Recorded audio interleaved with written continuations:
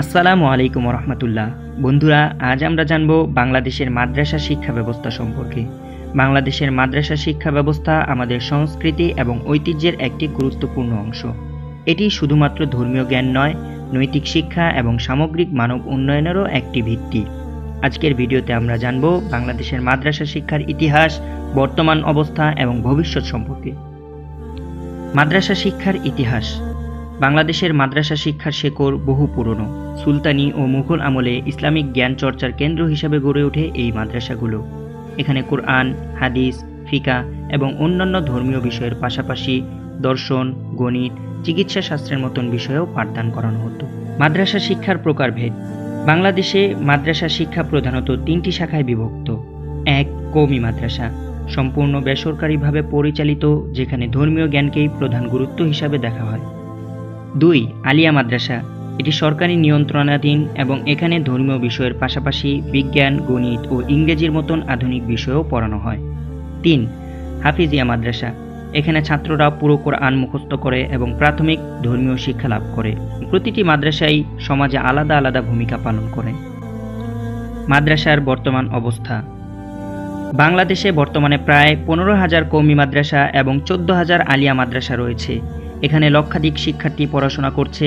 মাদ্রাসাগুলো শুধু ধর্মীয় শিক্ষা নয়, সমাজসেবার ক্ষেত্রেও গুরুত্বপূর্ণ ভূমিকা রাখছে। তবুও কিছু চ্যালেঞ্জ রয়েছে, যেমন শিক্ষার আধুনিকায়ন, মান বজায় রাখা এবং কর্মসংস্থান উপযোগী শিক্ষা প্রদান। মাদ্রাসা শিক্ষার গুরুত্ব। মাদ্রাসা শিক্ষা আমাদের সমাজে নৈতিকতা এবং মূল্যবোধ প্রতিষ্ঠায় গুরুত্বপূর্ণ ভূমিকা রাখে। এটি শিক্ষার্থীদের ধর্মীয় চেতনার বিকাশ ঘটায়, যা ব্যক্তিগত এবং সামাজিক জীবনে ইতিবাচক প্রভাব ফেলে।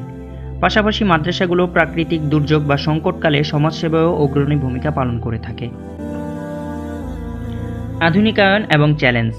বর্তমান যুগের চাহিদার সাথে তাল মিলিয়ে মাদ্রাসা শিক্ষার আধুনিকায়ন অত্যন্ত জরুরি।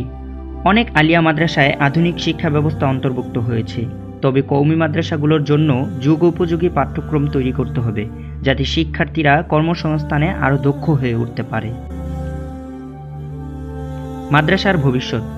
মাদ্রাসা শিক্ষা ভবিষ্যতে আরও উন্নত হতে পারে যদি সরকার, সরকারি সংস্থা এবং সমাজ একসঙ্গে কাজ করে।